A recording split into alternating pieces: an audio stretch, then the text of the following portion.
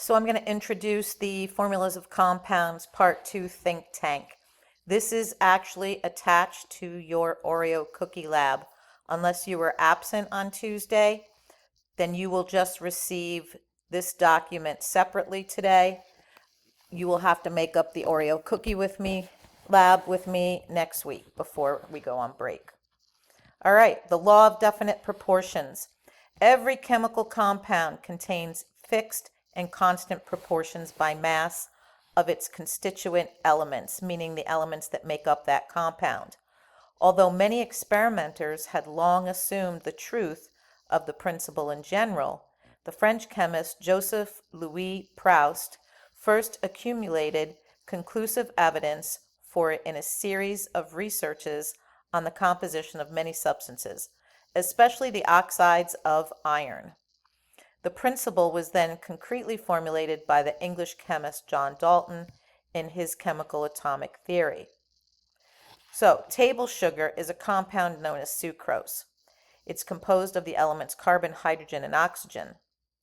Analysis of a 20-gram sucrose, analysis of 20 grams of sucrose from a bag of sugar finds that sugar is composed of 8.44 grams of carbon, 1.3 grams of hydrogen, and 10.26 grams of oxygen.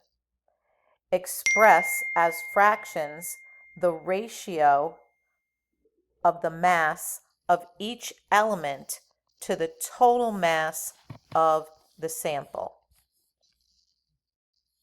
So what they mean here, I'm going to put it over here. This is going to look very familiar to you. Ratio equals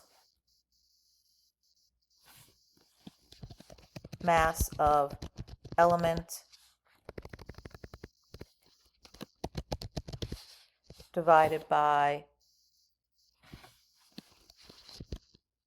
total mass of sample. So what does that remind you of? I'm hoping it reminds you of percent composition. Mass of part over mass of whole. The only thing we don't have here is the times 100, right? So you know the mass, I'm just going to start it off, right, for you. I'll do one with you, not the whole thing. So let's do, what do we have? Carbon. So this is carbon. I'm going to put a C for carbon. So I've got 8.44 divided by 20. Okay? 8.44 divided by 20. They don't want you to actually do it. They're just expressing as fractions the ratio.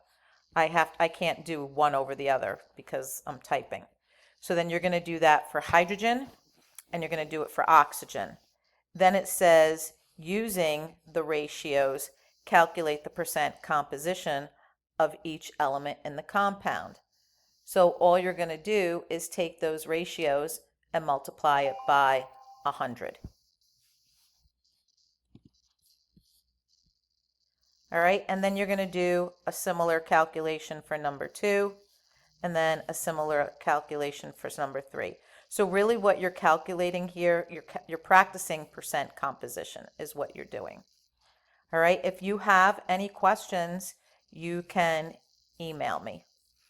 Also, I am going to have a little video tomorrow. We're doing the sticky tape lab. Please do not be absent. It's kind of involved. You all have partners already. I asked you who your partners were the other day, and you have bags that Miss Gupta will hand out to you. All right, miss you guys. Be good. I'll see you soon.